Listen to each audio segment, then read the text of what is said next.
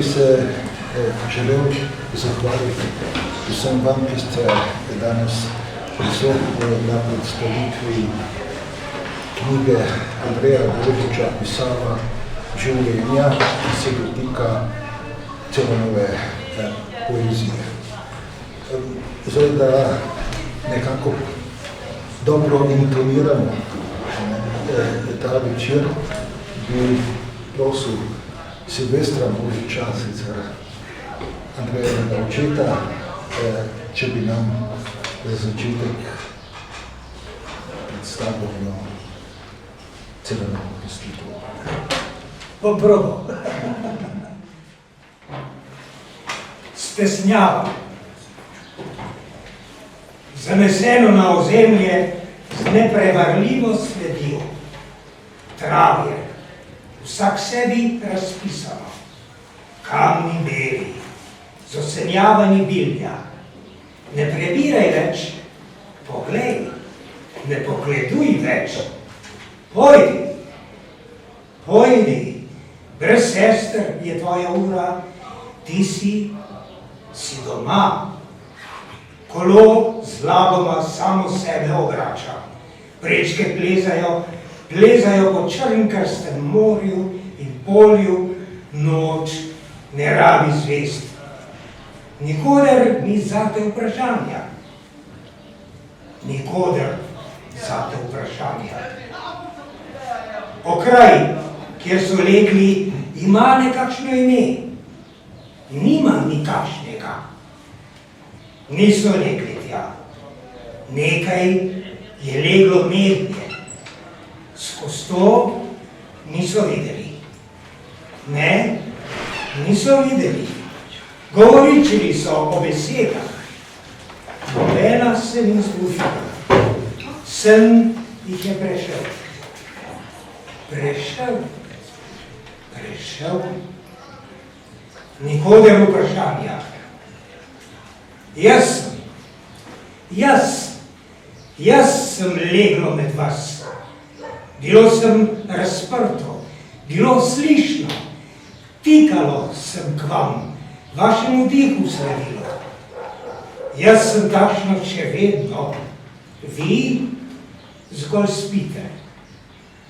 Takšno še vedno.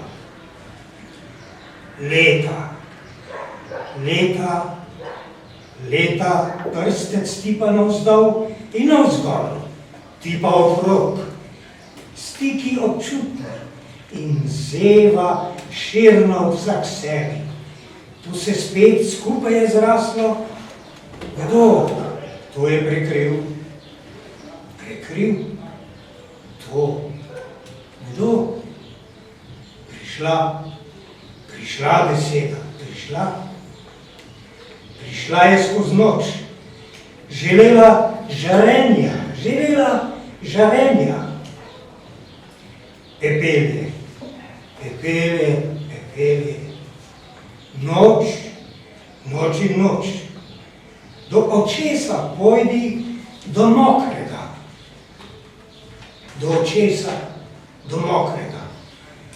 Organi, kot kdaj prženje razdelcev. To drugo. Ti vendar veš, se je sobralo v knjigi, je bilo mnenje. Kako smo zgrabili se s temi rokami. Bilo je pisano tudi, da kje. Na to smo zgrnili molčanje, zaodano, veliko ono, zeleno molčanje. Čašni list, nam se pripelo je spomnjenje na rastlinje. Zeleno, da, pripelo, da, pod zlomljenim nebom. Da, rastlinje, da, organi razdelcev praženje. Ostal je čas, da poskusimo s kamnom. On bil je gostaški, ni prepadal besede. Kako dobro nam je bilo.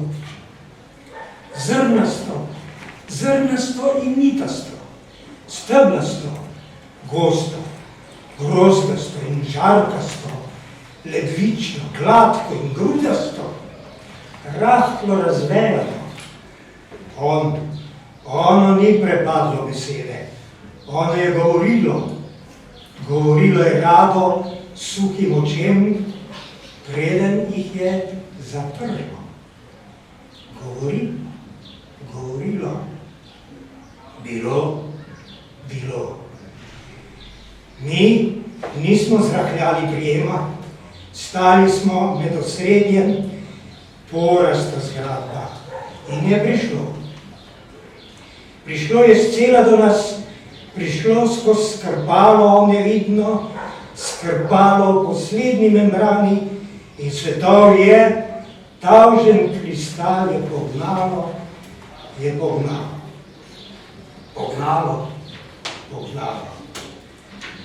Potem noči splastene, krogi zeleni ali modri, rdeči kvadrati. Ta svet stavi svoje najnotrišnje za igro z novimi urami.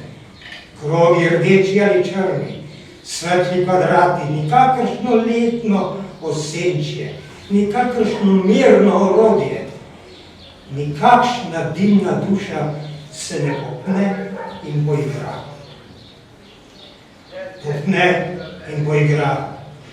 V svojem zatoku, ob zakamneli zgobavi, ob naših prebeglih rokah, na zadnji zavržbi nad kroglogramom na zasipanem zidu. Vidni spet znova ti rezi, ti zbori, tedaj ti psalmi, hozana. Torej, stojijo še templji, kakšna zvezda bržda premore še luč. Nič ni izgubljeno. Hozana. V svojem zatoku tu razgovori zrnosivi med sledmi vod podtalja, zornosivi med sledmi vod podtalja. Zaneseno na ozemlje z neprevarljivo sledjo. Travje, razpisano vsak sebi.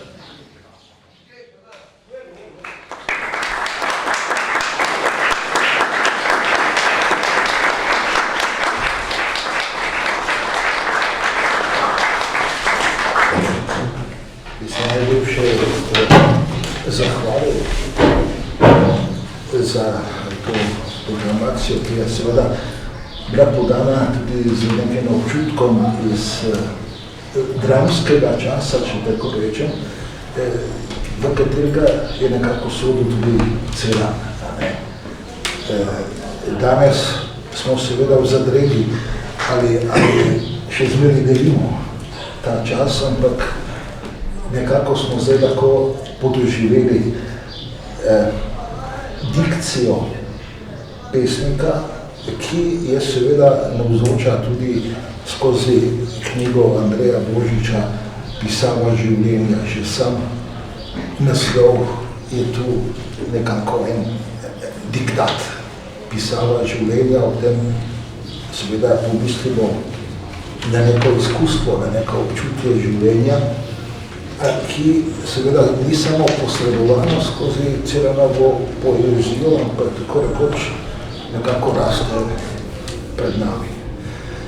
Zdaj, v zvezi z Andrejem bi se sam mu zahvalil za najino druženje, ki nekako traja vsaj od njegovega diplomskega dela o Gregorju Strniši.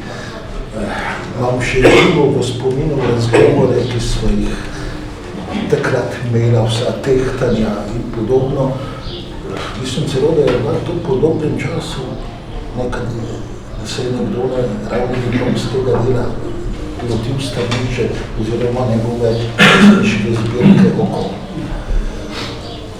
Zdaj Ceran na prvi pogled je povsem drugačen pesnik od Strniše, nekih osnovnih, kako bi rekel, parametrih, ne, kot da bi bil Staniša kantovski pesnik, ne, z svojo transcendentalno poetiko, za kar v primeru Celana seveda zelo težko trdimo. Ne, pač pa nas s Celanom veže tisto izkustvo, bi lahko rekli tudi filozofsko ali pa literarno, teoretsko izkustvo, ki ga povezujemo s hermeneutiko. Ne, in zdaj, če se tu oprimem najbolj splošne Schleiermacherjeve opredelitve, kaj je hermeneutika kot teorija interpretacije, teorija razlage, Schleiermacher preprosto pravi, da je to razumevanje govora drugega. Ne, zdaj, če za koga ta opredelitev velja ob srečanju z njim, verjetno je pri Celanu. Torej, Celan verjetno z nas ne govori že v tem smislu, kdo je zdaj tisti, pa kaj je tisto drugo, ne,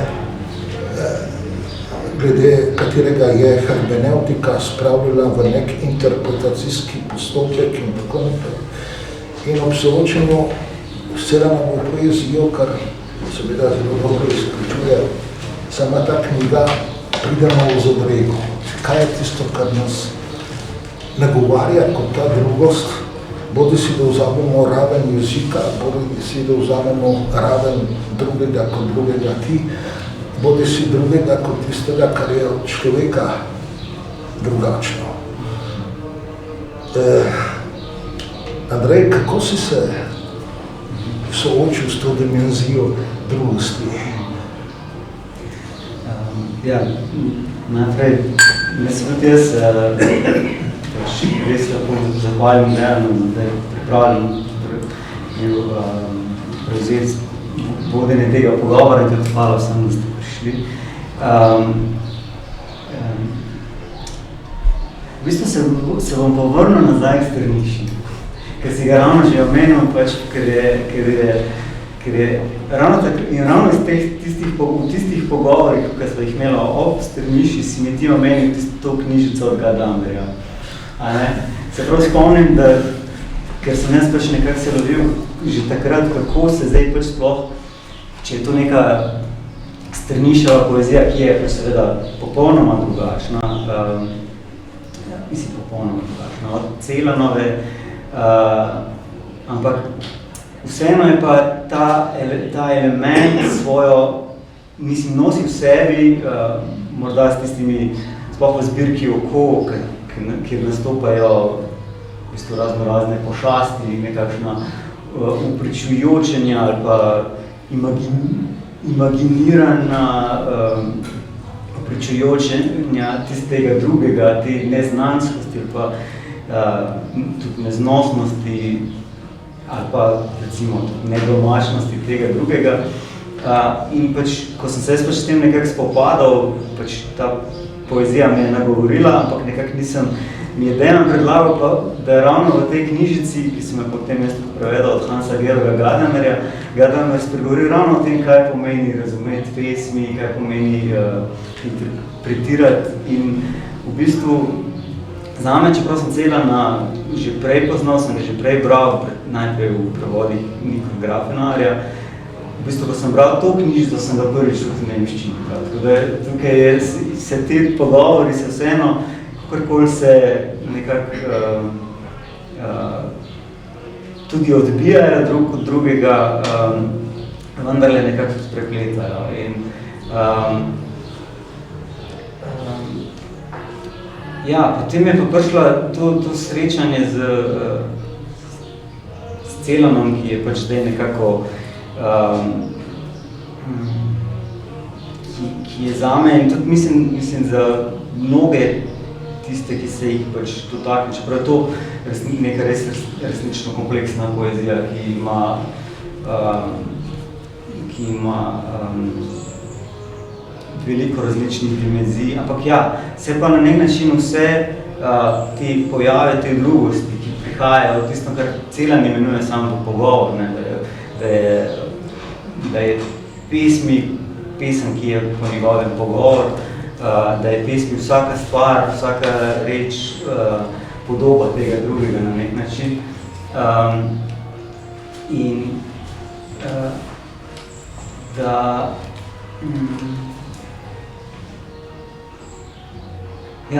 v bistvu tej drugosti in tudi tej drugosti nikdar ne pridemo na kraj, oziroma če je kakšen kraj, ta kraj brez krajin, kjer se razpira neka pokrajina sveta, kjer kot tistega recimo ko smo ravno v galeriji Srečišče, bi lahko tudi rekli, da je svet takšno srečišče ali pa srečevališče te drugosti, ki nas nosi, ki nas raznaša in nas tudi odnaša, lahko nas pa tudi pač popolnoma, lahko nam tudi spodnese. Tu se me seveda spomnil na njegov govor za naslovom Meridian. Sam sem mi potem iz Nemčije prinesel izvorno različico tega teksta, ki seveda obsega približno 200 strani, ker je videti, da se je dejansko namučil s tem, da seveda to ni bil, če tako reče, neko prosto pisanje, ampak je bilo dejansko iskanje kraja ob nekem odpiranju obzorja.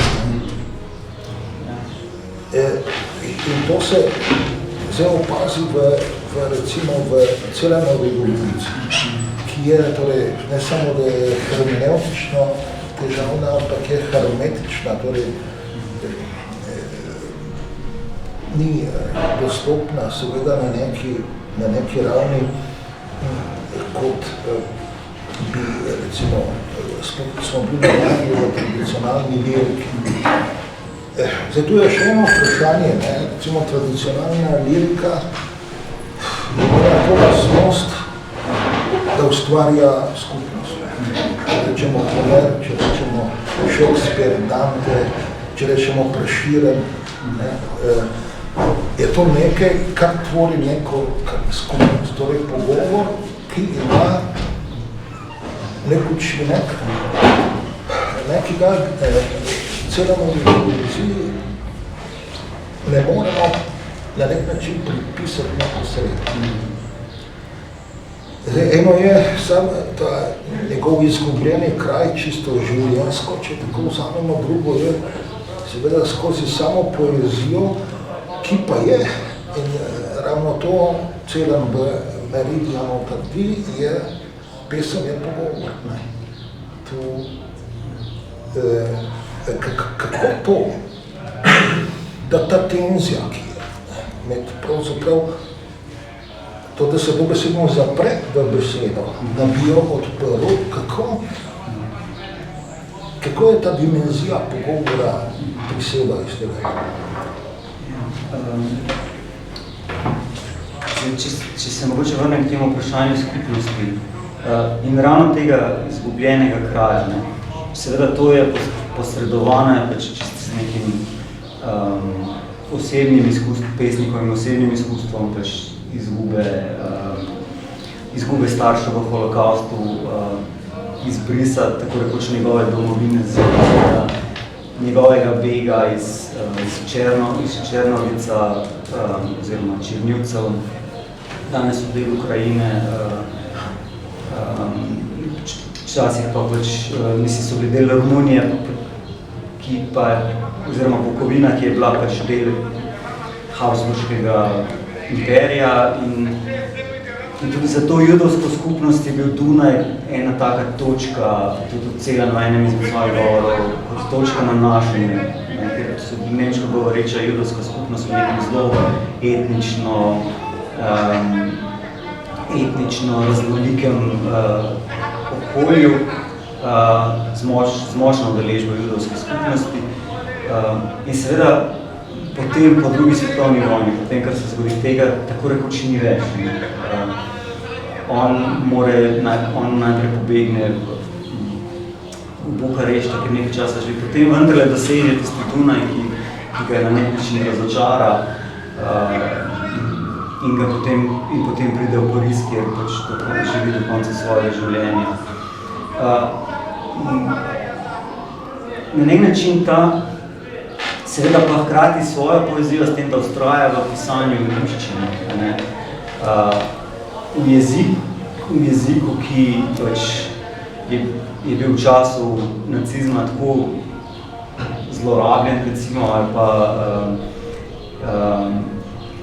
in ki je pač poleg tega, da je bil njegov pač materni jezik, je postal jezik morilcev in vendar ustraja, recimo ne gre pa tako zelo podobno kot Nelly Saxon, ki pesnica, tudi prijateljica Celana, ki ne more sploh v Nemčijo stopiti, tako ne more sploh stopiti več v Nemčijo. On tudi nekako sicer ohranja te stike, seveda hodi tja, recitira svoje pismi, hodi na branje in tako, ampak ohranja ta robni položaj. Se mi zdi,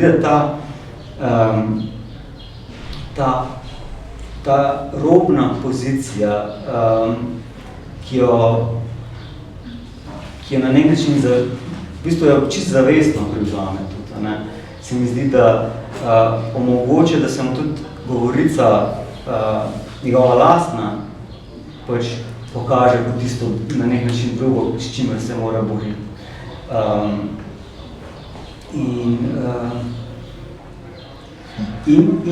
No, če se povrnem, ne, to izkustvo tega, recimo tega, tako rekoč izbrisa domačega kraja, ne, tako rekoč izbrisa, ne.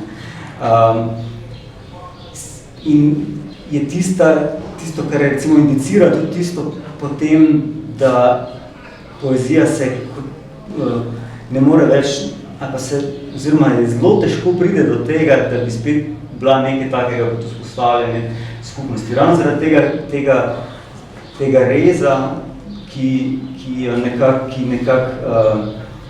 ni samo pač čist nek zgodovinski rez, ampak je rez, ki gre skozi sredico govorice, skozi sredino govorice. Zato morda se tudi pri Celanu v njegovih pesmih tudi je bilo mogoče malo zaznati v tem branju, ampak v kasnejši poeziji celo še bolj izrazito, da se mu prav beseda lomi ob tem, ko poskuša nekaj izraziti. In se mi zdi, da če poskušam to nekako vprašanje sploh možnosti neke skupnosti, mislim, da bi bila ta vedno, mislim, da je pri Celanu vedno zaprečena s to temeljno nemožnostjo. S tem, da, ampak, v bistvu na eni strani zaprečena s to nemožnostjo, ampak ravno zaradi tega nenehno pognano točno to iskanje tega skupnega. Tako jaz recimo berem Celana. Pri njemu recimo ne bomo našli, oziroma zelo redko bomo našli, kot so beseda domovina, ker je ta domovina nekako potopljena, mislim, v zgodovini. Če nastopi kot vprašanje, ne pa kot nek varen dom. Če je,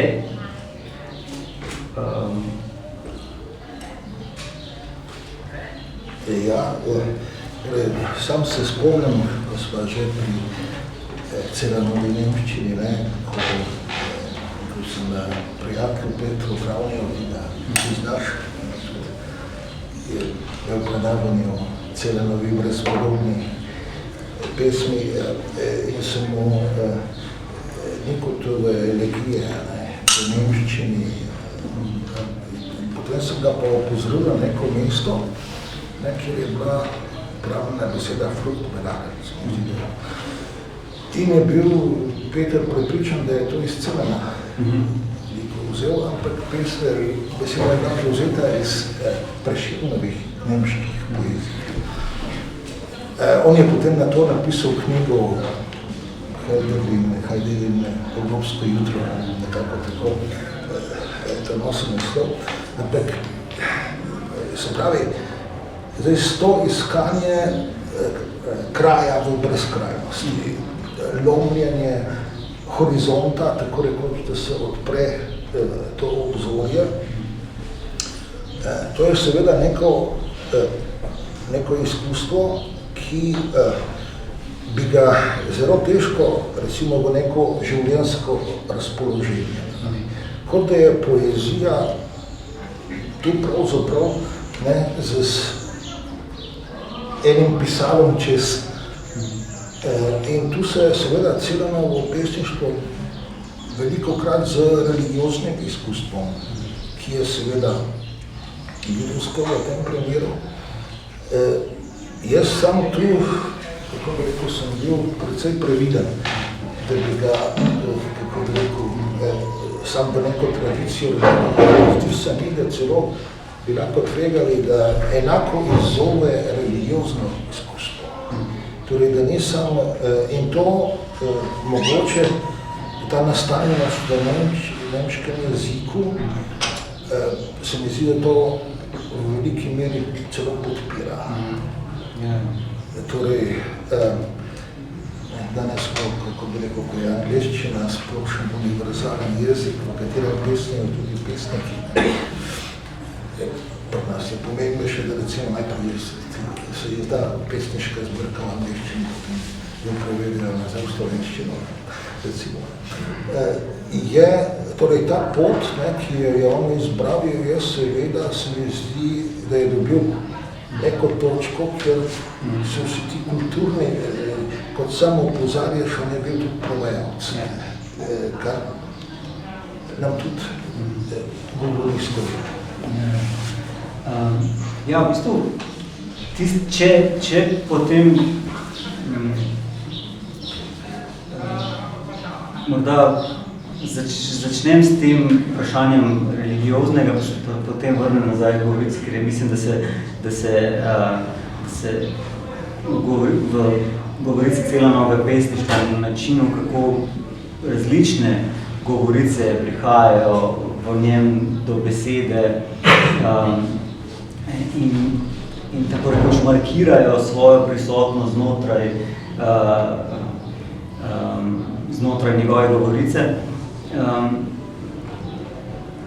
Mislim, da bi za vprašanje religioznega in nekako predcelano, vsaj tako jaz berem, obstajajo nekateri poskusi, ki pač poskušajo razgrinjati elemente ali pa celo nekatere bistvene poteze judovske mistike v Pavlu Celanu. Nekateri grejo celo tako daleč, da na nek način Celanova poezija skoraj bila nekakšna transpozicija teh kabalističnih, mističnih elementov. Tukaj bi tudi jaz bil v tem smislu, pač sem zadržan do tega, ker mislim, da je Celan tako kot on je sicer je bral zelo veliko teh, je bral Gershoma Scholema, je bral Martina Bubra, seveda, in veliko teh ljudi, ki so pisali o judovski mistiki. Vendar tisto, kar tudi na vsezadnje prihaja iz Cernovica, ki je zelo blizu enega kraja, ki se imenuje Sada Gora, kjer je bilo eno izmed središč hasidskega judovstva v enem obdobju.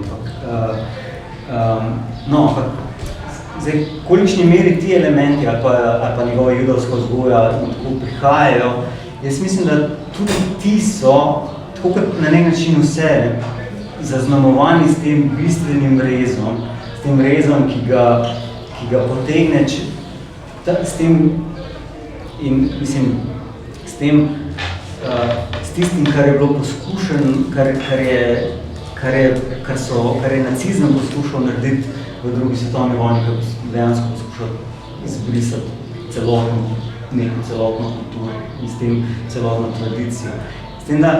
S tem rezom Celan išče stik, išče spet podobno kot pri skupnosti, išče te elemente, ki bi še bili razpoznavni tega, kar je kljub temu, kar je šlo skozi to brezno, kar je šlo skozi Derrida, kar je šlo skozi pepel, kar ostaja na nek način samo pod pepel, to išče, ampak se pa zaveda, da ni nekega neposrednega več pristopa do tega. In ravno v tem posredovanju na nek način nastopi potem kot tisto nosilno, kar pa lahko nosi to, kar pa morda še nosi možnost, tudi če je sama ogrožena in je bilo ogroženo, je pač ta govorica. Govorica, ki je pač tudi sama preživela ta res in je šla, kot pravi v enem govoru, govorica je šla skozi to grozo teh in je prišla na plano spet. In na nek način govorica postane kraj, kjer se, ta brezkrajni kraj, kjer se potem ti različni elementi lahko na nek način združijo in začnejo na nek način med sabo pogovarjati. S tem, da vedno znova ohranjajo tudi svojo lastno tujost v govorici. In ravno zato je pač cela nova poezija, ki je polna nekih namigov, aluzij, ali pa tudi čist neposrednih, tudi kot citatov označenih drobcev iz tega, kar je on prebral in tako. Skratka, na nek način si jemlje besedo, si prevzema besedo drugega, včasih tudi kot besedo drugega, ne samo včasih spet kot svojo lastno besedo. Ampak v vsakem primeru pa ostaja ta sredina tega, kjer je to srečanje, vendar je kljub vsemu možno, kot se mi zdi govorica. In na nek način bi tukaj morda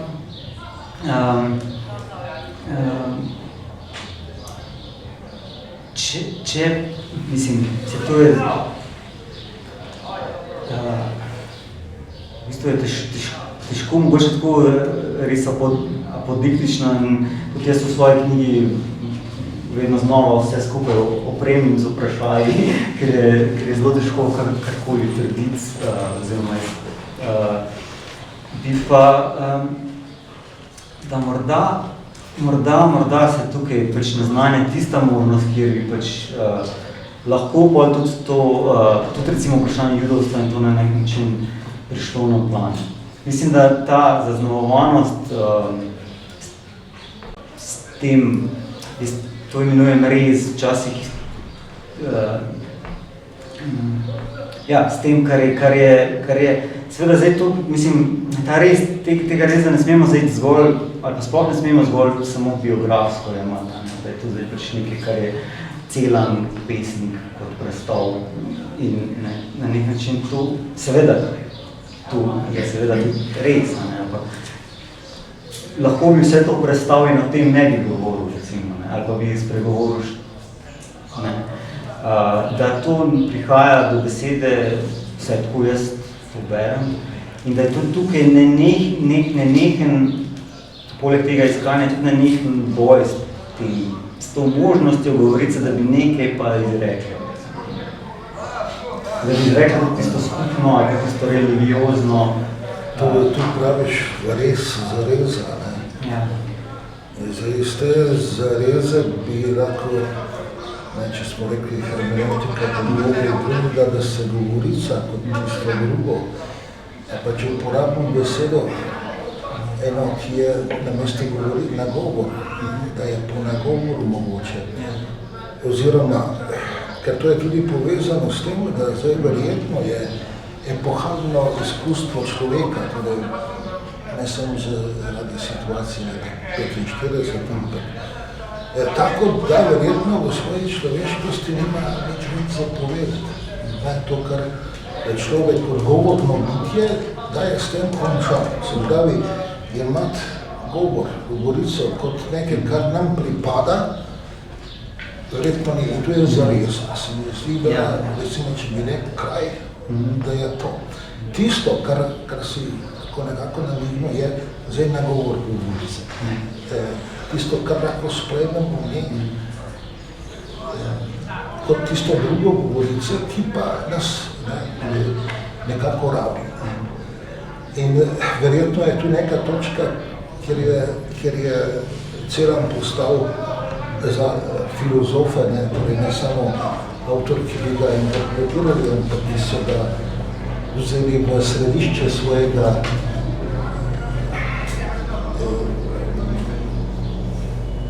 poslovanja, če tako rečem. Recimo, najprej je ta zelo problematično srečanje s Heideggerom v Topnauerbergu, kjer seveda se je nakopičilo že toliko interpretacij, da bi lahko že Topnauerberg gora iz njih nastala.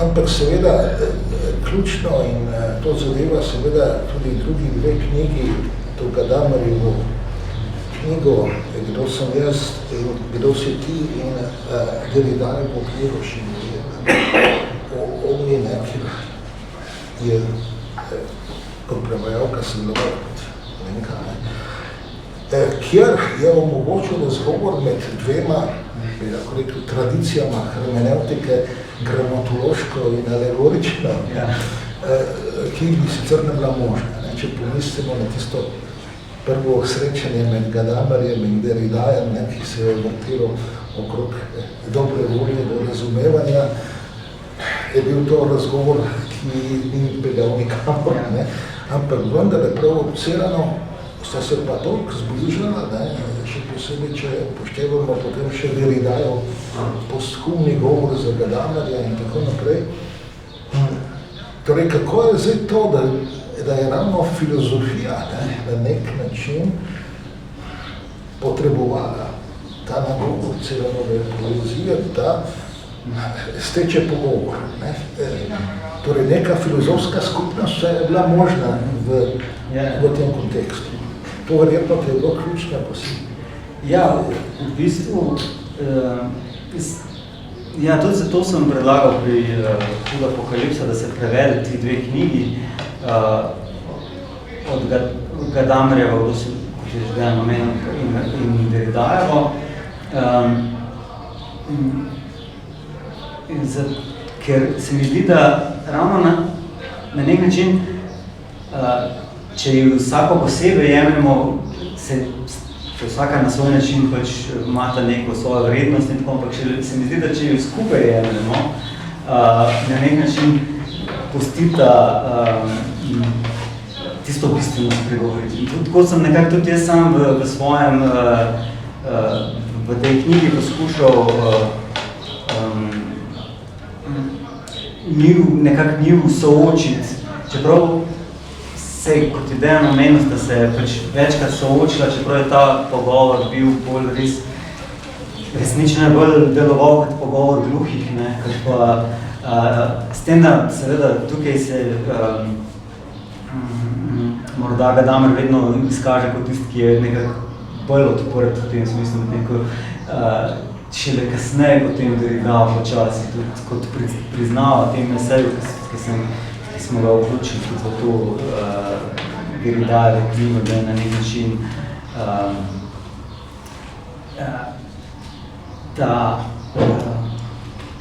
tudi ta pogovor je šel skozi ta rez, da se je v bistvu v tej zarezi tega reza se je pa ravno na nek način razprla ta Celanova pesem, v kateri nekako potem lahko Derrida potem najde tudi neko pot nazaj do Gadamerja, se mu lahko drugače približa kot prej, ko se je zdelo, da ta razgovor recimo na nek način se sam v sebi ustavlja ob tistem, kar je nezadovoljivo.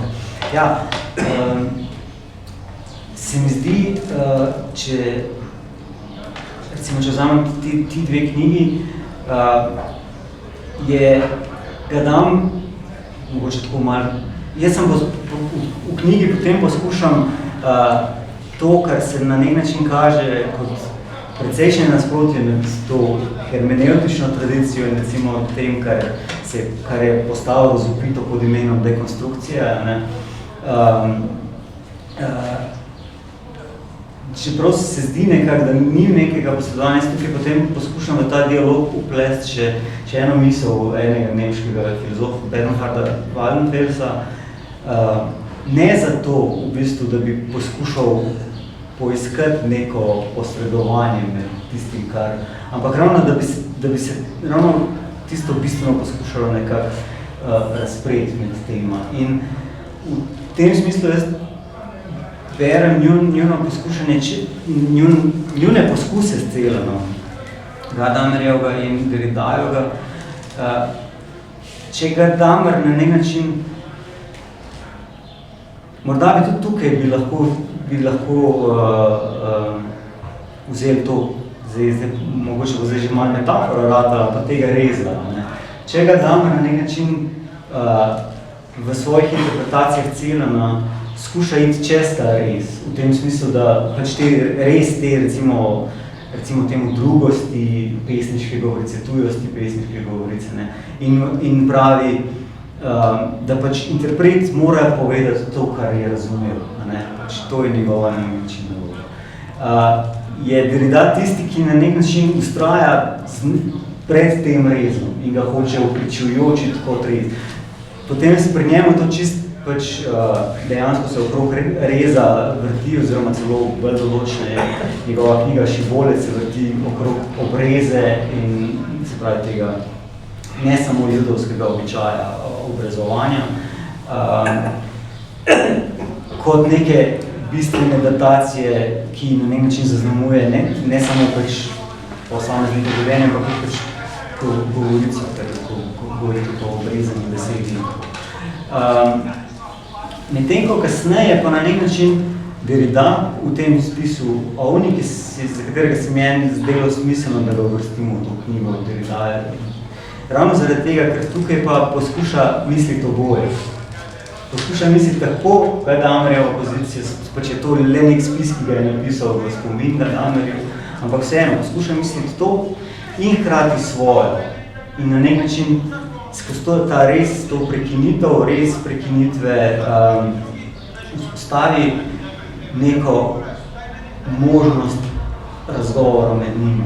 Da se je ta razgovor, mislim, da se je ta razgovor zgodil šele potem, ko je Gadamer umrl, je mogoče škoda velika, ali pa vprašanje, če zdaj, mislim, tu, ne bom spekuliral, ali bo sploh šele možno ne. Ampak, da tukaj išče neko bližino, vsem tudi Gadamerjeve misli, tudi te hermeneutične, mislim, da na nek način to omogoča ravno pač Celanova pesem, ker pač tekst je napisan okrog ene Celanove pesmi, ki na nek način spregovarja ravno o tem, da recimo, bom tako malo skrašam, o nošnji praznine nečesa, kar je umanjkalo, skratka nekega tistega, kar ustraja v svojem manjkanju, recimo tako. Ampak vseeno je pač to nekako treba nositi. Ne. Torej, pravi Waldenfels, nismo izpostavljeni samo izkustvo tujega, ampak tudi tujosti izkustva življenjskega. Ja.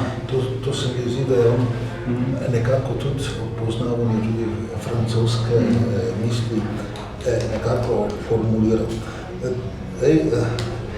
Še na to bi rad napeljal, jaz sem imel eno neposredno še pesniško izkustvo za pesniško prisvojitvi Celanove poezije, ki jo je po nas Niko objavljal. Torej,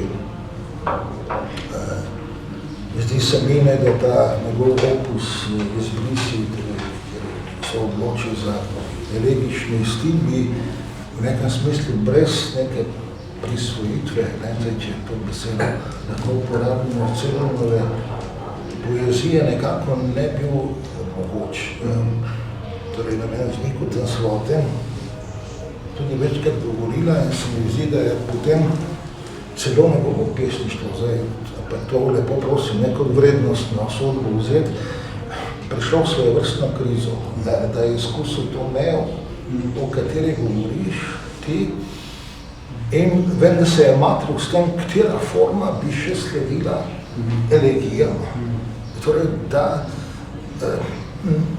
in na temu izkustvu, ne, što bomo govorili o tem, da bo napisal še slovensko fresko, kar se potem, vsaj koliko mi je znano, ni, ampak kako ti gledaš, ne, ker smo tudi neko je drugačen pesnik od Gregorja Strniša, ampak kako gledaš na to vendarle nekako poglobitev v Celana od samega pesnika, ne, prevajalca, ne samo prevajalca. Ja, se mi zdi, da tukaj pesništvo Nika Grafenauerja pri nas, se mi zdi, da nekako, to sem ravno danes razmišljal, tudi ko so se pripravljali na ta pogovor, da na nek način ta njegova, potem ko se njegova, pač Grafenauerjeva govorica nekako razplasti v to ta elegični ton in se v bistvu tudi razmahne, prej nekako, prej začne s tistimi pač bolj prostimi verznimi oblikami, potem gre v sonet in potem se mu pa razmahne. Mislim, da na nek način poleg Celana, ki ga je on pač prvi zares prevajal in v nekem smislu pač njegovi prevodi, tudi če tu in tam jim lahko čitamo, zdaj, ko je toliko in toliko knjig napisanih o Celanu, kakšni pregled ali pa kakšno napačno branje, kakorkoli. Mislim, da še vedno pač pesniško ostajajo merodajni. Je tisti drugi, neki drugi, še en drug pesnik, ki je na nek način pomembno na njegovo govorico vpliva, in tudi kot na njega, ki ga je tudi sam prevajal v slovenščini, pač to Hölderlin. Če se združita na tem elegičnem se nekako združita, se mi poleg tega tudi slovenskega izkustva, pač, se združita mislim, jaz sicer z veliko zadržanostjo govorim o vplivih, nasploh pač, čeprav mislim, pač literarni, bi se reklo, literarni znanstveniki, da bi se tudi, sploh komparativisti, da bi se tudi s temi vplivimi in s temi ukvarjali.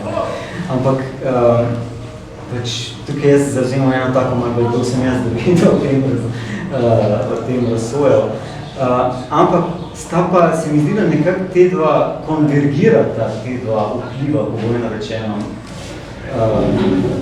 Na eni strani Hölderlinova, ki je pač pesnik elegije, vsaj veliki, in na drugi strani tudi ta Celanova, tudi način, kako se spoprijemati z govorico. In tudi jaz se potem v tem poglavju, ki je posvečeno vsaj deloma recepciji Celana, pri nas čeprav se osredotočim pač predvsem na Grafenauerjevo poezijo, ker pač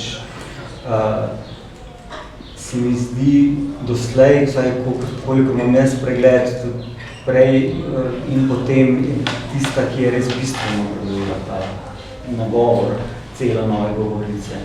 Do te mere, da v eni izmed teh elegij, v elegiji Samota, celo podobno kot tisto nemško Prešernovo besedo prevzame Celanovo neposredno.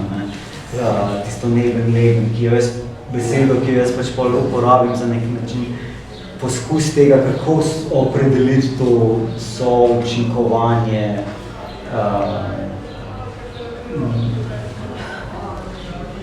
medsebojno vplivanje,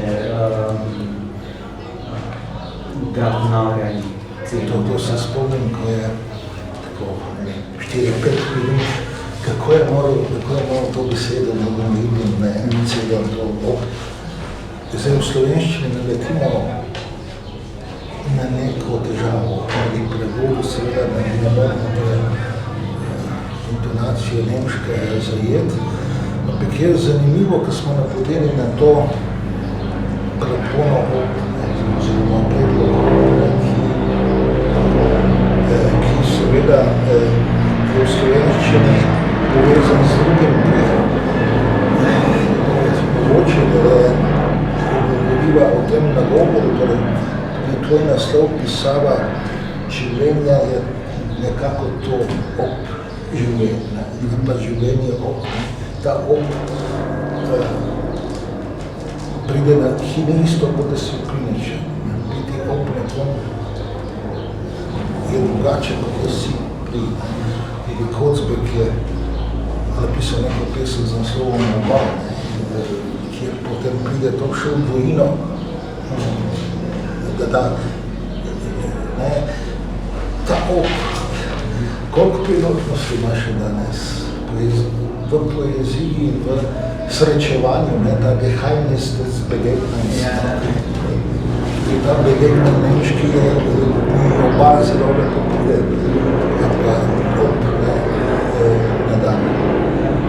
No vse, na nek način sem jaz tudi zato za podnaslov ne sem izbral ob pesnih Pavla. Na nek način tisto, kar poskušam premisliti, ali pa na nek način, kar poskušam s knjigo premisliti, je ravno to, kaj sploh pomeni biti ob pesmi. Zdaj, pač, a je knjiga kakšen odgovor, ali pač ta je sam, ali samo v bistvu zadaj? Ja.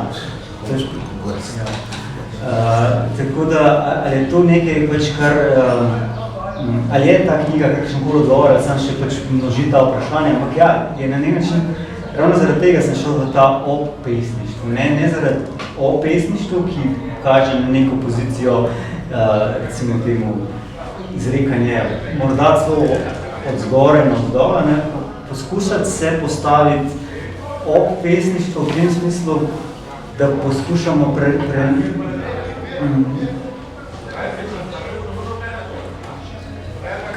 prenesti ali pa prebiti, ne bi preveč patetično za ne, ampak prebivati ob tem nagovoru. In na nek način sem tukaj poskušal slediti tistemu, kar je Celan rekel, da pač zato tudi pisava življenja, da na nek način odgovor o vseh vprašanjih, ki si zastavljamo, ga niti ne podajamo z besedami, pač s tem, kako živimo. Zato je to ob življenju tudi. Če bi imel Celan na voljo besedo obla, bi dal tako naslov in ne riba. Ampak ta tudi izginja, zelo redko srečamo, da se in ne pomislimo tega potencijala, ki je notri. Preden preidemo k razgovoru s prisotnimi, bi nas prosil še preberati na mene. Reci zdaj ti, reci kot zadnji, povej svoj rek. Reci, a ne razloči ne od da. Daj svojemu reku zdaj smisel. Daj mu osenčje. Daj mu osenčja dovolj, daj mu toliko, kot se krog tebe ga razdeljuje med polnoč in poldan in polnoč. Poglej okrog, vidiš, kako okolje oživlja.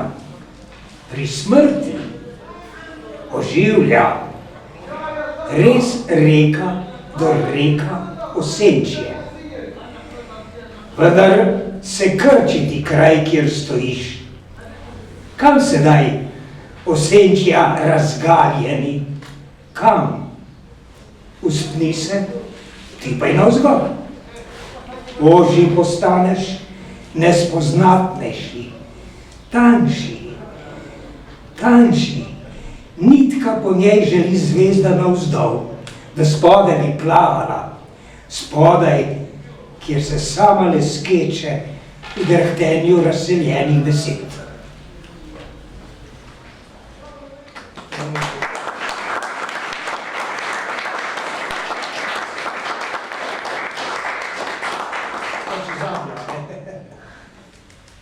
Stati v osenčju znamenja rame v zraku. Za nikogar in nič stati. Nespoznan samo za tebe. Z vsem, kar se tu razprostrira, tudi brez govorice.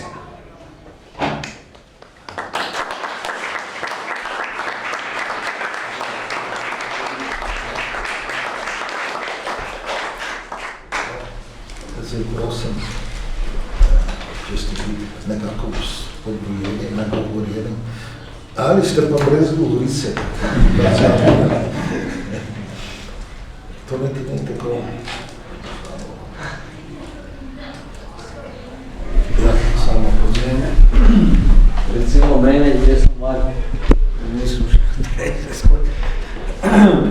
knjigo nekako tudi v stilu, s temi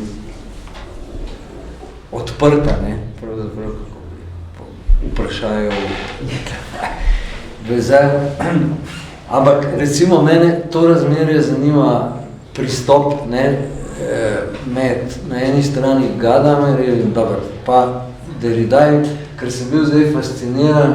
Jaz sem prvič slišal nekoga izvajati, recitirati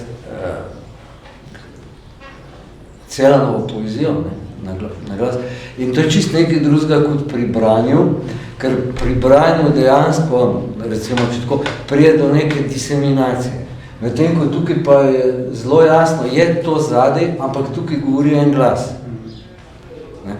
In verjetno, no, je ta res in tako naprej je pri njem verjetno bistven, ampak se vprašam, kako zdaj nekako to postaviti, recimo pri branju pesmi, ne?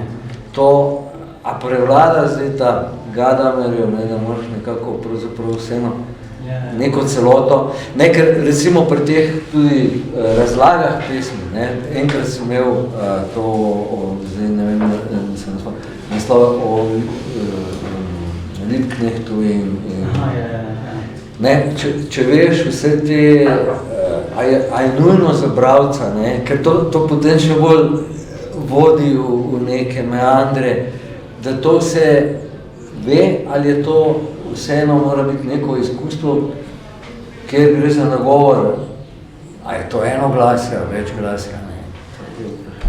Kje se ti postavljaš tukaj? Ker Gadamer pravi, ne mora biti nek mislim, kako enoten smisel. Ker se mi zdi, da je to mogoče parcelano sploh, pa tudi mogoče pri recimo, ko sem v šoli neko učimo, recimo Kazga Joyce'a, pa to reče, kaj je zdaj to, kako to sploh brate? Ja, se strinjam, hvala za vprašanje.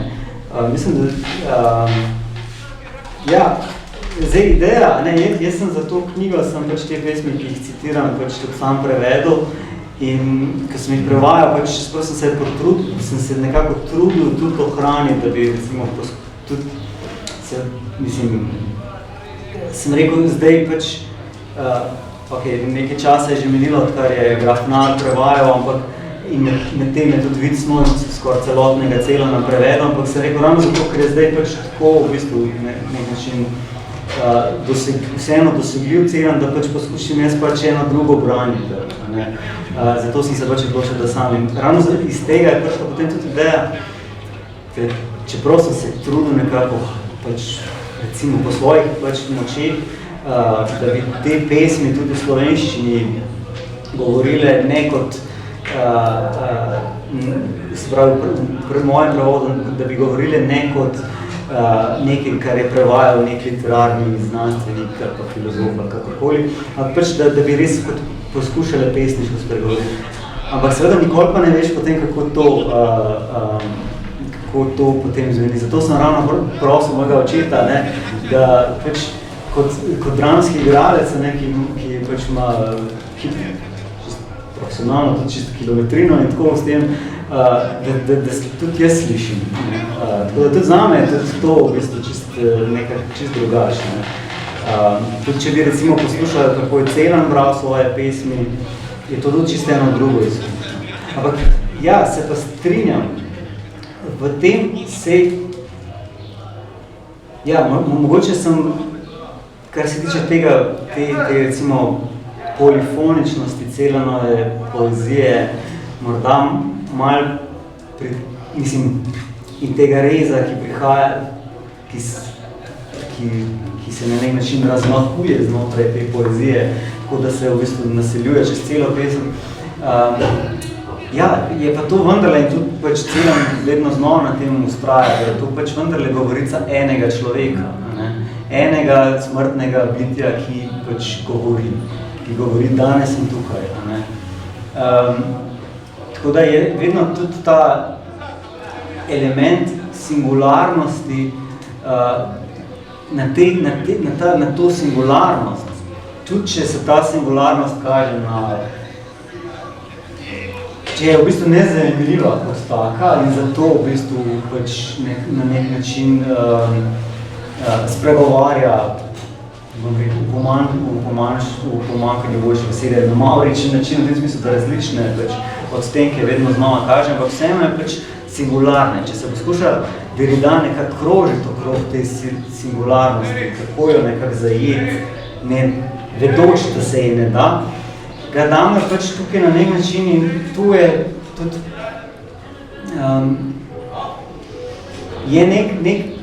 je hkrati skromnost, je hkrati pogum, kako s tem, ko ustraja, da je treba nekako pač zagotoviti enotno smisla, kako on temu reče, pesmi, ne, vedoč tudi, da je to zgolj samo pač ena interpretacija, seveda, je pač tudi nek pogum, ki ga je tudi za občudovati, da prevzameš tudi to, ne, pač nase, pač tako jaz razumem, ne.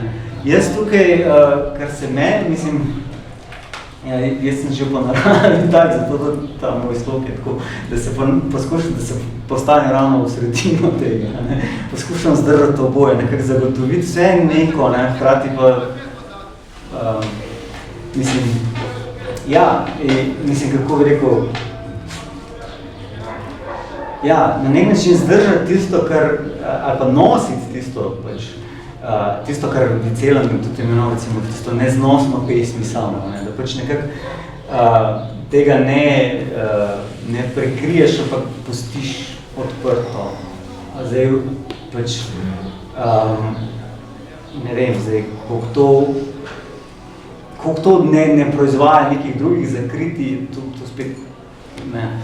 Ampak enostavno meni se zdi, da se mi zdi, tudi koliko bereš, recimo, kakšne študije o Celanu, mislim, pa ne samo o Celanu, o kateremkoli pesniku, o katerokoli interpretacijo, velikrat imaš ta občutek več vednosti tistega interpreta in to meni bolj že tudi na neko vnaprejšnjo več predpostavko, več vrednosti tistega, ki piše o poeziji v primerjavi s tistim, ki jo pa dejansko piše. Tukaj bi se jaz absolutno postavil mislim, kako bi rekel, stopil korak nazaj in da absolutno tisti, ki ima prednost, ki je več vreden, tisti, ki si drzne pisati poezijo, v kateremkoli času se pač to dogaja, zdaj je to danes ali je to 50 let nazaj ali pa 500. Ta drznosti prenašanja tega, kar se ti prireka kot govorica pesmi, se mi zdi se mi zdi pač nekaj, kar je pač čemer se jaz lahko samo poklonim, kot pač nekdo, ki piše o poeziji. Ne? Ja, če morda lahko pripomnim o tem svojem prebiranju v bistvu te knjige v zadnjih dneh, recimo, ker mislim, da mogoče je to res knjiga, ki se jo niti ne da do konca prebrati, ravno mogoče zaradi te odprte strukture, ki se mi zdi, da je ne samo dobro premišljena, ampak na nek način res tudi podoživeta v bistvu, da se dejansko približa avtorju na način v bistvu, ki mu je res na nek način imanenten, ki mu je na nek način bistven. Tako se mi zdi, da si resnično pravzaprav ustvaril nek nov jezik, s katerim si se približal svojemu razumevanju Celana in tudi na nek način dejansko tej njegovi ključni življenjski izkušnji. Moram reči, da nisem še srečal pravzaprav take knjige, če bi pristop lahko s čim primerjal in mogoče tukaj ta sodobni ali pa moderni umetnostni zgodovinar Herbert Reed, ki je pravzaprav novemu pojavu likovne umetnosti posodil tako rekoč svojo poetsko in svojo interpretativno znanstveno moč, da je pravzaprav na nek način ustvaril tako rekoč ob umetniškem delu nek premislek, v bistvu, ki res poskuša z enim velikim občutkom skozi različne plasti najti na nek način stik s samo umetnostjo in s tem izpostaviti kakšen most. In zdi se mi res izjemno, v bistvu, da si ti pravzaprav v tem svojem glavnem tekstu šel v nek poetsko-filozofski jezik, ki ga na nek način res izjemno dobro gostiš, pa hkrati puščaš odprtega, hkrati imaš pa na ravni tako rekoč opomb, pa dejansko ta strogi, v Husserlovem smislu, v bistvu strogo znanstveni zapis, ki dodatno pravzaprav osvetljuje na nek način tako tvojo odprto pesniško govorico, kot res zelo dobro spregovori pravzaprav tudi o samih pesmih. Dejansko se mi zdi knjiga res izjemno dobro zamišljena.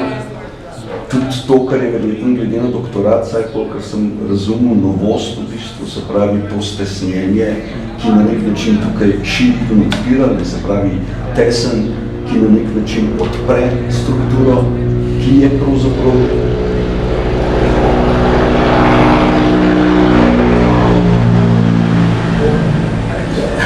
tesen, ki dejansko na nek način v bistvu omogoči to razširitev, recimo. In je pričevanje pesmi, potem pa v bistvu interpretacija in tukaj res se mi zdelo, da je to knjiga, ki bi jo bilo na podoben način mogoče zelo smiselno, predvsem mogoče v nemščino na nek način res tudi prevestno, ker je v bistvu izvirno avtorsko delo, tudi čuti se ta vajen dialog v bistvu mentorja in rečemo študenta znotraj in dejansko mislim, da je pravzaprav izjemen dosežek, ki resnično pravzaprav prenaša v naš prostor, pa upam, da ta širši evropski prostor in zelo tehten, ne samo razmislek, ampak tudi nekakšno pričevanje v bistvu. Hkrati me pa mogoče zanima, to pa tisto, ker ravno ta Neben Leben, ki ima glede na mogoče hebrejsko-kabalistično izkušnjo še eno dodatno osvetlitev, da Neben v bistvu se bere z ene in druge strani zrcalno isto, pa kjer se res v bistvu zelo lepo pokaže ob pesništvu pa pola Celana to tvoje notranje strukturno približevanje temu. To razprtost, recimo, ki jo ta poezija nosi v sebi, ki dejansko na nek način vzpostavi dialog tako s Heideggerom, znotraj tega poglavja, kjer govoriš o tem, ker tudi zelo lepo pričuješ o spodletelem srečanju, ki ga je Dejan prej tudi omenjal, neverjetno vseeno o Celanovem razočaranju, na nek način, ki se ob tem zgodi, ob tem, da on kot pesnik, ki sledi tako rekoč vse te filozofske tokove sočasne, pravzaprav ne dobi tega zadoščenja mogoče, ki si ga je vseeno v bistvu želel, ob tem, da tudi Heidegger sledi njegovo pisanje in mogoče tudi to, da vsekakor je Heidegger odprl mogoče v zelo dolgem obdobju dialoga med pesništvom in filozofijo, pravzaprav je razlomil to Platonovo prekletstvo na nek način, kjer vendarle so filozofi v bistvu pesnike razlagali recimo s to dokončno vrednostno sodbo skoraj, iz česar je sledilo, da so pesniki bežali, tako rekoč, iz strukture filozofskega mišljenja. Tukaj se mi zdi, da Heidegger v bistvu v odnosu do Hölderlina resnično na nek način prepozna pravzaprav to kongenialno govorico, recimo, mislim, tudi to globjo koncentracijo, ki znotraj pesniškega uvida v bistvu tvori na nek način misel. In tukaj se mi zdi, da pravzaprav ta dialog znotraj te knjige v bistvu potem tudi poglavja o Mandelštanu in vplivu ali pa o na nek način dialogu Celana in Mandelštama. Skratka, zdi se mi, da si res pravzaprav zajel neko izjemno poglavje pravzaprav izmenjave pesniško-filozofske govorice. Tako da dejansko vse čestitke in hvala za knjigo in to predstavitev. Torej, kot je Otto Begeler, Heidegger, učenci, avtor pomembnejših knjig še v začetka 60-ih let, on je nekako organiziral celo izved v to navedbek, ki ne bi Heidegger nekako tako naslovil to, da bi mu rad poklonil tisto zdravilno, oziroma tisto odrešilno retenje. Zato je pa tisti Hölderlinov vrst, kjer je nevarnost raste rešilno, ki ga postavi na koncu svojega spisa o tehniki in tako naprej. Zdaj tu nastopi na to vprašanje, to retenje, to je zelo močna beseda. In mogoče na tej točki se mi zdi, da bi se dalo misliti dimenzijo, ki, če poštevamo predvsem Heideggerovo interpretacijo trače, ta pravi določitev kraja, ki je in tako naprej, da se tu seveda odpira še eno posebno izkustvo tega retenja, ki je tudi za samega celega očitno. Torej, ta spodletelost je lahko toliko ne samo večznačna, ampak je, kako bi rekel, eno čudno znamenje časa, tega časa, ko ne moremo priti skupaj. Torej, tega, ko sem prej rekel, kako lahko pesništvo nagovori še skupnost, oziroma kako je celo gibljo celo. Tako sem doždila, tako sem vzel to. Najbolj se zakončujem za res prelepo hvala.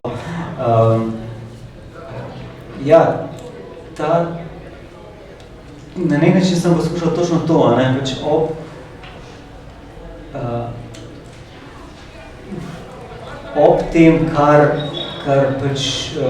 ob tem, kar zahteva znanost od nekega pisanja o poeziji, vendarle se zame, mislim,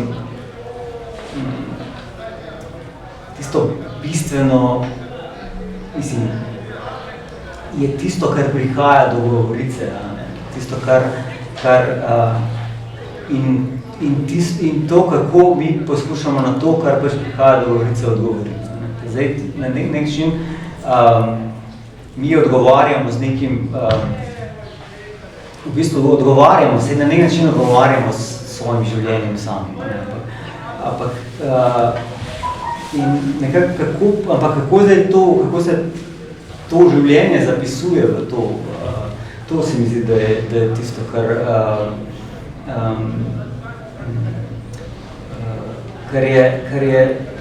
kar je bistveno, kar mislim, da je tudi na nek način v tem res, dejansko bi že bil goro spisov, je že nastala v tem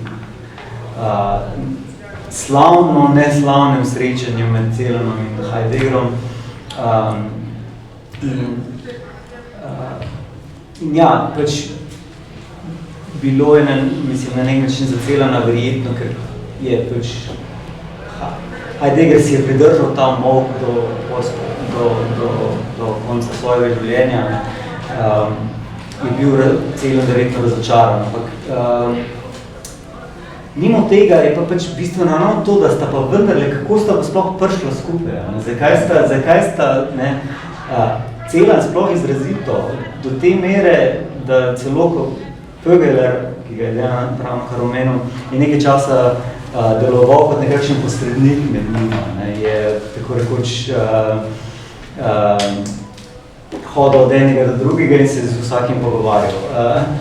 In pač tudi, ne vem, Meridian sta skupaj s Fögelerjem, Heidegger pa Fögeler sta 3 dni, mislim, da sta študirala Meridian. Ampak ni bilo pa tega neposrednega, do tega srečanja to dnovo. Medtem kot Celan, recimo, je pa ves čas še takoj, ko pride v Pariz, že kupi prve knjige Heidegger in resnično pride, ves čas bere in ga sledi in celo pred Fögelerjem zagovarja pozni slog Heideggera. Čeprav nekje si zabeleži, ko ima Heidegger včasih zapadel pri svoje pesniške, si zabeleži, da so to mučne aliteracije. Tako malo pesniško, da malo razmoti. Ampak recimo, da v bistvu išče, se nekateri potem celo interpretirajo Meridian kot na nek način odgovor na tisto na Heideggerovo v bistvu, na nek način na potu do govorice, to, da govorica govori. Tem, ko pač Celan poudarja, ja, mislim, govorica govori, ampak govorim predvsem jaz kot končno bitje, tisti, ki zares pač potem, kot tisto, kar oni imenuje aktualizirana govorica. Ampak vseeno, kljub temu, kljub tej razliki, kljub nekako najdeta skupno pot, mislim, skupno srečanje, ki potem postane takšna nična zadeva, da celo, ne vem, mislim, da so celo, da radijsko igro sem poslušal v tem. Če bi tu še sreče ponovno s Hannah Arendt upoštevali, ja.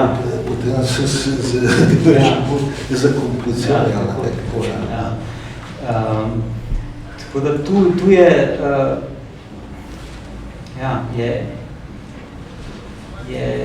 ne vem, kaj sem mislil sploh. Ampak dejansko, na nek način, tudi spet podobno mogoče, vedno naredim ta korak nazaj, pač, da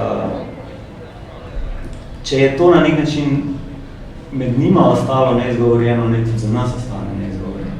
Oziroma, ostalo je izgovorjeno tisto, kar je pač Celan napisal kot pesem. Ostal je za Heideggerom molk o tej pesmi in nasploh o srečanju, kot jaz vem, tudi zdaj ti zadnji črni zvezki, ki so iz tega obdobja.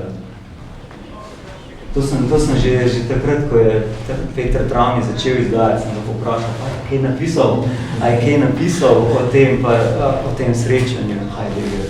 Pa je rekel, ne, nič sem šel pogledati.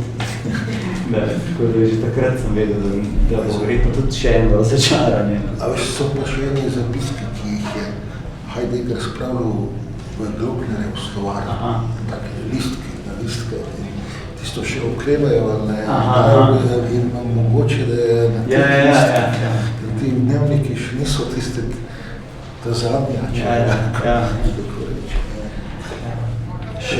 So bajse hefte.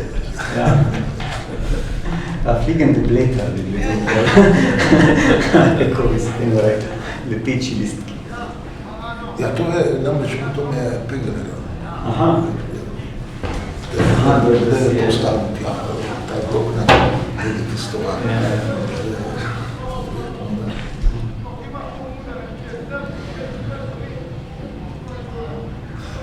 Jaz bi mogoče sam še eno stvar, ki se mi zdi mogoče zelo pomembna, ravno ta izguba kraja.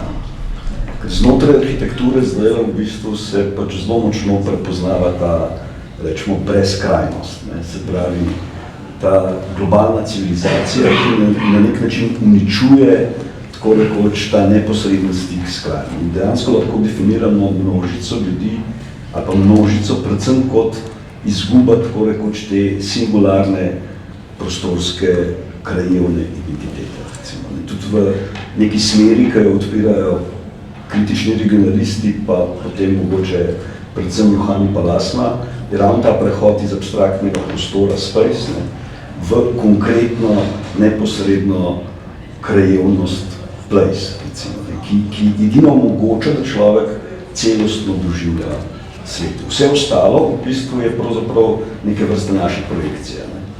In dejansko tukaj tradicija raziskovanja, geografi so razvili pojem placelessness, recimo ta Auger, francoski antropolog, na non-places, se pravi letališča, avtoceste, črpalke in tako naprej, prostore, ki jih ustvarja tako rekoč naša civilizacija, tako mimo gredene, ali pa jih pravzaprav širi kot neke vrste puščavo. In tukaj se mi zdi, da ravno Celan izjemno dobro pokaže tudi v Meridianu in v pesmih, pravzaprav, da je izguba kraja neke vrste problema. To njegovo iskanje kraja izjemno lepo in izjemno natančno v bistvu pričuje o tem, da je to pravzaprav nekaj izjemno pomembno. Tukaj se mi zdi, da je to še ena razsežnost, ki je ta poezija, v bistvu tudi tvoja knjiga zelo lepo predstavi. Ja, dejansko je, to nenehno je ob zavedanju tega izgube, nenehno tudi to iskanje, da se njemu to bolj razplasti v ta meridian, ki povezuje različne kraje,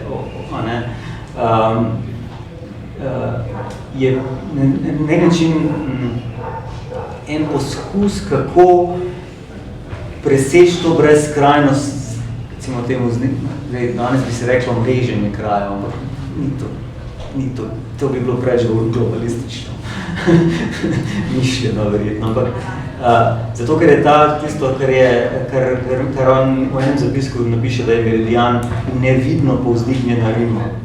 Sprav nekaj, kar povezuje, ne da bi bilo vidno, hkrati je pa pač tisto povezujoče, sprav tisto, kar veže. Od tudi pol izhaja ta njegov posluh ne samo za krajevnost, tudi za te časovna ujemanja, za sopadanje datumov, kjer je recimo znotraj enega se tudi, če je, tako kot je v tej pesmi, kjer govori o Mandelštamu, kjer pač reče, izgubljeno je bilo neizgubljeno. Se pravi, da vsaj za trenutek se tisto, kar se je izgubljeno, nek način pokaže. Zdaj, kako pač, če se nekako zagotoviti, če se da sploh zagotoviti to, mislim, kako je zagotoviti to ustrajnost tega, trajanje tega, da bi to neizgubljeno ostalo, pač to je recimo vprašanje, ki na nek način tudi po svoje notranje razžira, ker Celan na nek način do tega ne pride.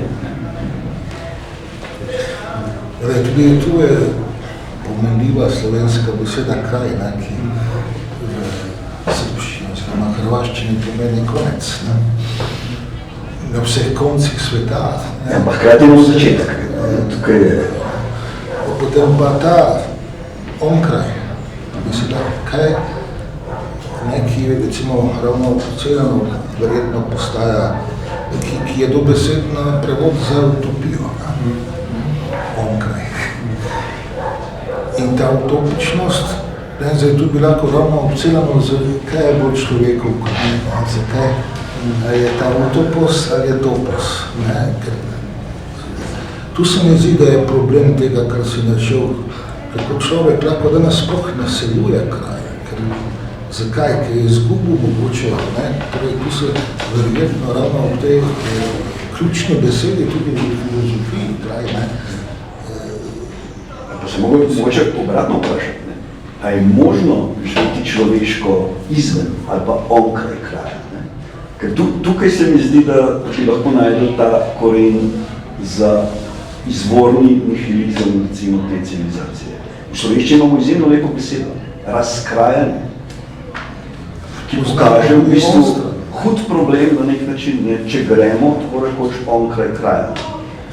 In tudi v arhitekturi, je pač zdaj zavest že zelo jasna med tistimi, ki vidijo problem, ne, da je vsa generična arhitektura, ki je pravzaprav igraš tega špekulativnega projekcijskega uma, ne, ki iz projekcije v projekt in projektiv, tako rekoč lansira pravzaprav zgolj samo svojo lastno interpretacijo in drugo uničuje, namesto da bi ga vabila v bistvu dialog. Tako da tukaj ta obrat na nek način je nujen. In to pričevanje, recimo, kako pomemben je stik s krajem, je seveda izjemno pomemben. Se pripomnil, ne, se mi zdi to, kar smo prej, ne, on je to lahko izkusil, ker ni imel kraja, ne, to je pa pomembno, ne. Ampak verjetno, ne vem, če tako ko mi, ne vem, če, se to se mi zdi, da se tu združuje, ne, kar smo prej načeli, recimo, Gadame, pa da tukaj nekako gre oboje skupaj, ne. In če on ne bi izgubil kraja, mislim, zaradi te svoje usode, kakor ni edina, pride ta, ne vem, kraj na negativni način, ne, še ven. Zdaj, kako smo pa mi tukaj, pa ne vem, je to ista pozicija, čista, recimo že pri branju, ne, v tej grozni morju knjig in vsega, tukaj se pa tudi vseeno sliši, čeprav je mnogo glas nekako diseminiran, da je en glas, zato se mi je zdelo to fascinantno, no, to branje. In da je tukaj tudi vprašanje, koliko je, no, pogovor danes možno. Kraj ne bi izhajalo iz Koiti, ker menjati tekst pravzaprav iz tega pretinja nekako. In kraj ne bi bil zadnji odrezan kraj, če nekdo šiva obleko, da bo ta lepa. In tisti zadnji rez, krajac, tisti, ki da podobo vse za nazaj. To prihaja v pomenu konca, tisti zadnji. Ampak hkrati novega začetka, ne? Ker raj... Ja, seveda, potem imaš obleko. Kraj v bistvu in rajanje, raj pod lipo, na nek način, če tako gledamo, je prosto tvor. Samo to samo omenil, to je pa še tista pomembna beseda krojiti, ne, da nekdo kroji usodo, ne.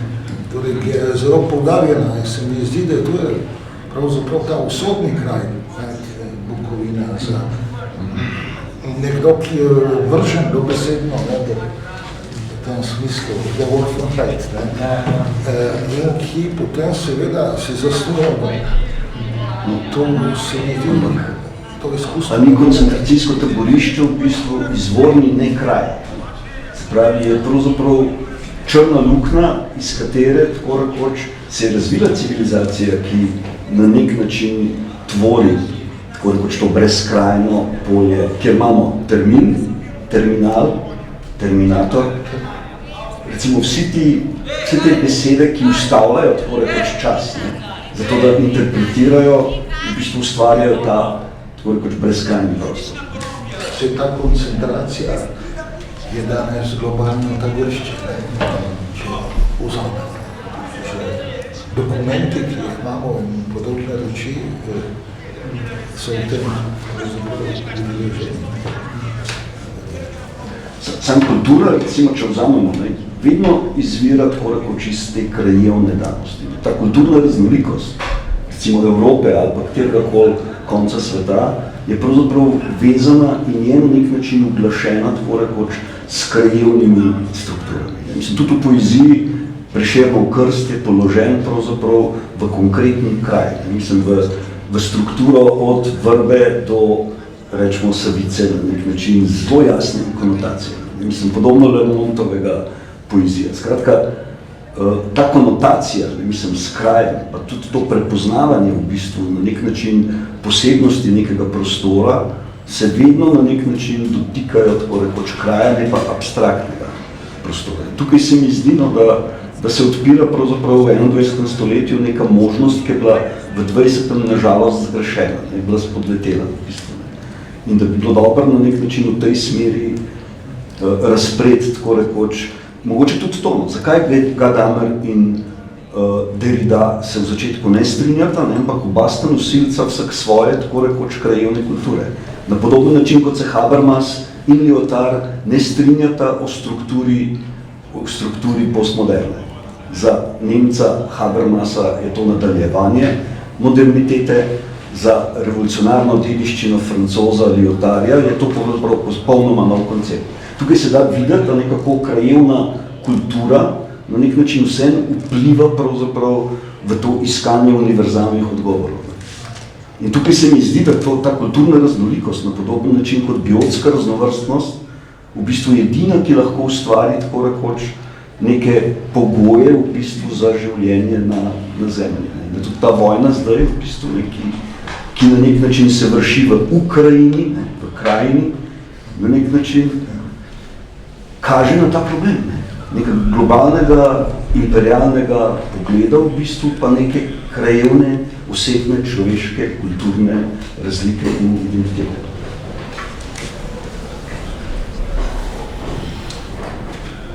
Imaš še zaključno poanto, potem sklenemo, da... Mislim, to seveda, mislim, to, kar si odprl, ja, pa je, mislim, kako bi rekel, mislim, v bistvu bi zahtevalo posebno diskusijo, ne, da bi v bistvu je zdaj kar nekaj.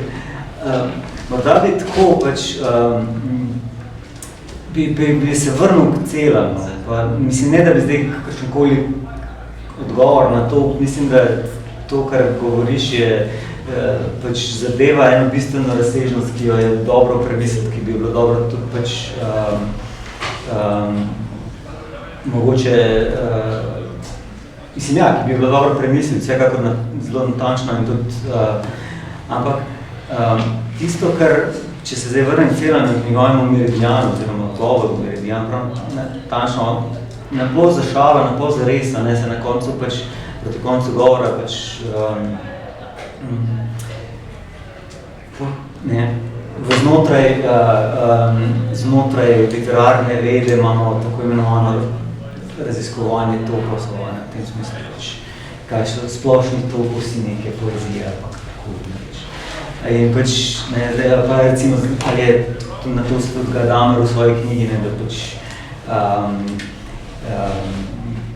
ena stvar v pesmi, ista stvar v eni pesmi je nekaj drugega, kot je ista stvar v drugi pesmi, ni nujno vedno isto. Raziskovanje toposov bi lahko menilo, da je to eno isto znotraj oposa pesmi. Pa ni nujno. Zato pač celan temu pravi, ja, pač raziskovanje toposov, spravi raziskovanje kraja, ja, ampak vedno v luči tistega, kar je treba raziskovati, v luči utopije, s tem, da pomenljivo napiše utopije z vezajem. Spravi, imaš ta in na nek način morda, mislim, morda spet kako zdržati to razprtje, ne, med tem topičnim in utopičnim. Tudi če se, ne, zdaj utopično, zdaj to ne pomeni, ne,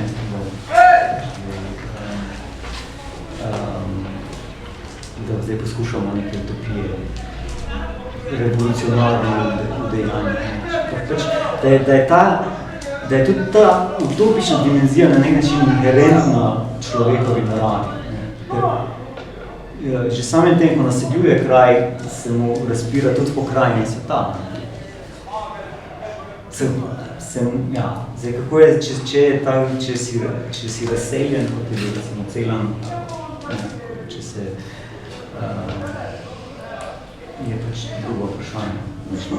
V teh mojih, recimo, arhitekturnih raziskavah v bistvu tako rekoč nekak ta način interpretacije. Če je bila moderna utopična in če je bila postmoderna atopična, ker tudi regulacija kapitala je atopos v bistvu. pravi, prostor je bil zanemarjen, oni so iskali samo najnižjo in to je to, kar Evropo zdaj tepe. Se pravi, kapital iz Kitajske na nek način realna ekonomija, ki je bila dana, v bistvu zdaj vrača na nek način. Se pravi, ta atopos postmoderne, ne, ki na nek način se ne stakne s stvarmi, ampak navidezna resničnost ravno prostorsko zblokira. In tukaj se mi zdi, da je edina možnost med utoposom in atoposom je se stopiti v, ali pa lahko spet rečemo, v utopos. Ne. Ampak v tisti stvarni, z realno razsežnostjo prostora znotraj. Ne. Z natančno odmeljenostjo imeti, tako kar Riker reče, kako postati modern, a ne izgubiti stika z izvorom. Samo to pomeni približno tako, kot da bi astronaut stopil z vesoljske ladje. Ne, jaz mislim, da Zemlja je še vedno prisotna. A veš, Zemlja kot planet, z vsemi kraji, je še vedno prisotna. Samo čaka neke vrste prebujenost iz te zaslepljenosti, ki jo civilizacija v iniciaciji nad posamezniki tako rekoč vihari preko teh krajev. Tako da tukaj se mi zdi, da tako prebujenje, no, ki ga na nek način ta knjiga seveda eksplicitno ne omenja, ga pa s to svojo natančnostjo, s to svojo odprtostjo in s to svojo, ko bi temu rekel, prostorsko, praznično praznostjo, recimo na nek način kliče. Neka občutljivost, ki pravzaprav poskuša najti stik s stvarmi. V redu, bomo še sklepali. Ja, mislim, jaz bi se sem zapalil. Ja, enako, tudi seveda gospodu Silvestru, Ja, tako kot sem se tukaj navadral, pa moram reči, da se še nikoli nisem. Tudi jaz tu pa tam kaj poskušam, kaj interpretirati in kaj po svoje razumeti. Se opročam.